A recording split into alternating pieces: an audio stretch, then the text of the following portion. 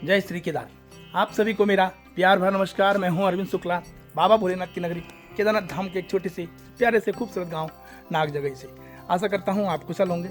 दोस्तों, काफ़ी दिनों बाद एक बार फिर से जा रहा हूं मैं दिवली भणी गाँव, और दिवली भणी गाँव का जो वीडियो है वो दिखाऊंगा मैं ड्रोन के सहारे। तो चलिए बने रहिए मेरी वीडियो के साथ, ले चलते हैं आपको दिवली भणी गाँव। जय पंचवक्त्र महादेव, जय श्री राम। दोस्तों, बाणासुर की नगरी लमगोंडी भ्रमण के पश्चात मैं आज पहुंच चुका हूं पंचवक्त्र महादेव की भूमि दिवली भणी गाँव में।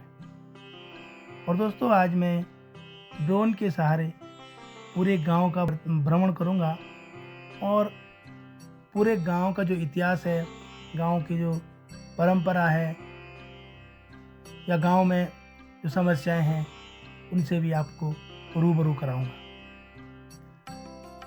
साथ ही साथ आपको यह भी बताना चाहता हूं कि 4 नवंबर 2025 यानी मंगलवार से इसी पंचवक्त्र की भूमि में करीब 35 साल बाद रामलीला का आयोजन किया जा रहा है।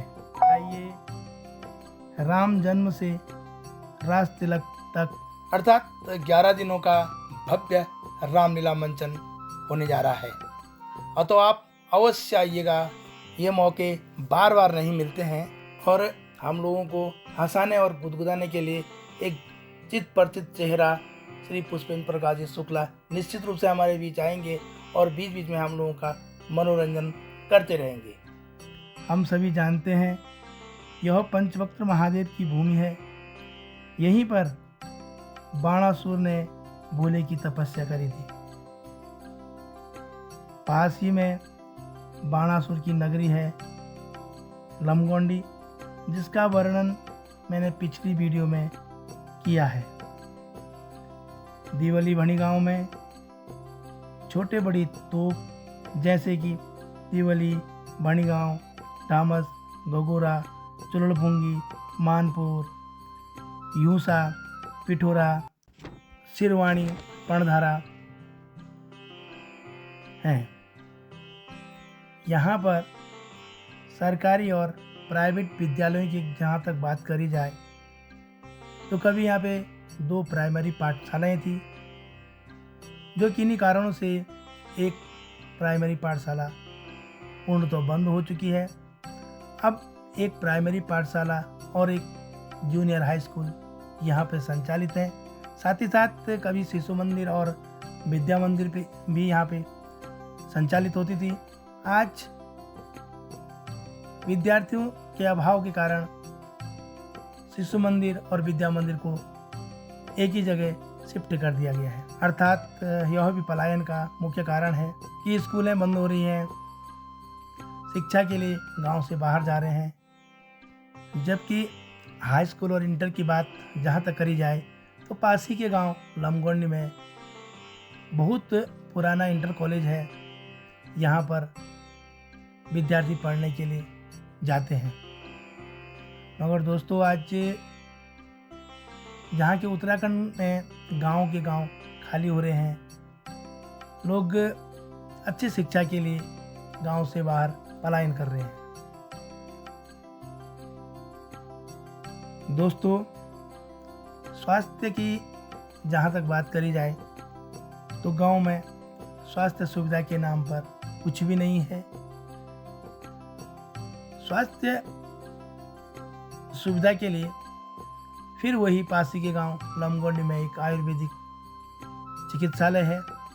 वहीं पर लोग चिकित्सा के लिए जाते हैं और यदि कोई बड़ा केस हो तो गुप्तकाशी के बाद फिर वही अगस्त्यमुनि श्रीनगर जाना पड़ता है। सरकार को अवश्य ही इस ओर ध्यान देना चाहिए और जिस गांव में स्वास्थ्य, सड़क और शिक्षा की व्यवस्था चरमरा रही हो तो वह गांव उन्नति की ओर अग्रसर है, ये नहीं माना जाता है। गांव का मुख्य व्यवसाय कृषि है, जो कि लगभग आजकल पूरे जंगली जानवरों की भेंट चढ़ चुके हैं। सुअर, बंदर सभी खेतों को नुकसान कर रहे हैं। खेती बाड़ी की दृष्टि से जहाँ तक देखा जाए तो यह कार्य गांव में कठिन रह गया है। साथ ही साथ अधिकतर लोग यहाँ के बाबा केदारनाथ की यात्रा पर निर्भर रहते हैं, अर्थात बाबा केदारनाथ से अपनी जीविका चलाते हैं। दोस्तों, सड़क की जहाँ तक बात करी जाए तो भले ही पूरे गांव तक सड़क है, लेकिन अगर आप शुरू से सही चलेंगे तो जीरो बैंड बोल करके एक जगह है, वहाँ पर से चढ़ना बहुत मुश्किल हो जाता है। सड़क बन तो गई लेकिन उसकी व्यवस्था नहीं हो पा रही है। बहुत बड़े बड़े गड्ढे इस दिवली भणी गांव की सड़क पे हैं। अर्थात यह कहें कि जब सड़क बनी तो उसके बाद इस पे किसी का ध्यान नहीं गया, यह एक अतिशयोक्ति नहीं होगा। दोस्तों, अभी मैं ठीक अपने ससुराल के पास में हूँ। ये मेरा ससुराल है और इसी के बगल में, ससुराल के बगल में आगामी 4 तारीख से रामलीला का आयोजन किया जा रहा है। गाँव में आए दिन कथा, भागवत, देवी देवताओं के मंडाण सजते रहते हैं। दोस्तों, यहीं पर मेरा ससुराल भी है और मेरी दीदी का ससुराल भी है। यहाँ के लोग बड़े ही सरल, मृदुभाषी और व्यवहार कुशल हैं। यहाँ के लोग मेहमानों को बड़ा सम्मान देते हैं। वो भी क्यों ना, यहाँ के लोग अच्छे अच्छे पदों पर पदासीन हैं, तो शिक्षा का असर जरूर होता है। बड़ी गांव से ऊपर अगर बात करी जाए तो काफ़ी अच्छा घना जंगल है। यहीं से करीब 5 किलोमीटर दूर तालतोली मेला होता है। पैदल रास्ता यहीं से है और बचपन में हम भी इस रास्ते से बहुत बार तालतोली मेला देखने गए हैं।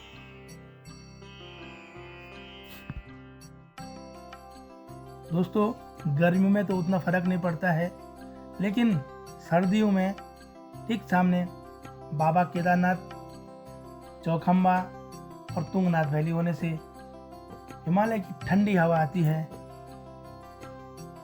तो सुबह करीब 8 बजे तक बहुत ठंडा रहता है। जब धूप आती है उसके बाद ही कुछ गर्मी का एहसास होने लगता है। दोस्तों, मैंने ड्रोन के सहारे आपको पूरे गांव का भ्रमण करा दिया। अब मैं ये कहना चाहूँगा कि जब यहाँ पर रामलीला का मंचन 4 नवंबर से शुरू होने जा रहा है, तो जो गांव से बाहर हैं, यानी कि अपनी जीविका के लिए गांव से बाहर हैं, उन लोगों से मैं कहना चाहूँगा कि बांध दीजिए अपना बैग और ज़रूर ही छुट्टियाँ लेके आइए। रामलीला, जो कि 35 साल बाद यहाँ पे रामलीला का मंचन हो रहा है, अवश्य ही अपनी हाजिरी लगाइए। तो चले आइए गांव की ओर। ये मौका बार बार नहीं मिलता है। इसी बहाने गांव में भी आना हो जाएगा, गांव वालों से भी मुलाकात हो जाएगी, प्रभु श्री राम के दर्शन भी हो जाएंगे और अपनी खुद भी मिटा जाएंगे। तो फिर सोचिएगा नहीं, चले आइए गांव की ओर। प्रभु श्री राम आपको आशीर्वाद अवश्य देंगे। सबकी मनोकामनाएं पूर्ण हो, सबकी आशाएं पूर्ण हो, प्रभु श्री राम से प्रार्थना करता हूँ। इन्हीं आशाओं के साथ आपको वीडियो कैसी लगी, दिवली भणी गांव मैंने घुमाया, आपको कैसा लगा, लाइक कमेंट शेयर करके ज़रूर बताइएगा। और कोई त्रुटियां अगर होंगी तो मुझे अवश्य ही अवगत कराइएगा, ताकि भविष्य में कोई भी गलती मेरे से ना हो, या गलती सुधारने की मैं पूरी कोशिश करूँगा।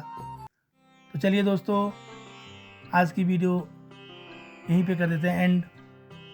लेकिन लाइक कमेंट करना नहीं भूलिएगा और अच्छा लगे तो अवश्य ही शेयर करिएगा, बेल आइकन ज़रूर दबाइएगा, ताकि मेरी जो आने वाली वीडियो होंगी वो सबसे पहले आप तक पहुंच सके। आशा करता हूं आपको आज का वीडियो पसंद आया होगा। यदि पसंद आए तो लाइक कमेंट शेयर करें। यदि मेरे चैनल में नए हैं तो सब्सक्राइब करें। मिलते हैं जल्दी नई वीडियो के साथ। तब तक के लिए स्वस्थ रहे, मस्त रहे, अपना और अपनों का बहुत बहुत ख्याल रखें। जय बाबा केदारनाथ, जय माँ दुर्गे, जय भरतनाथ।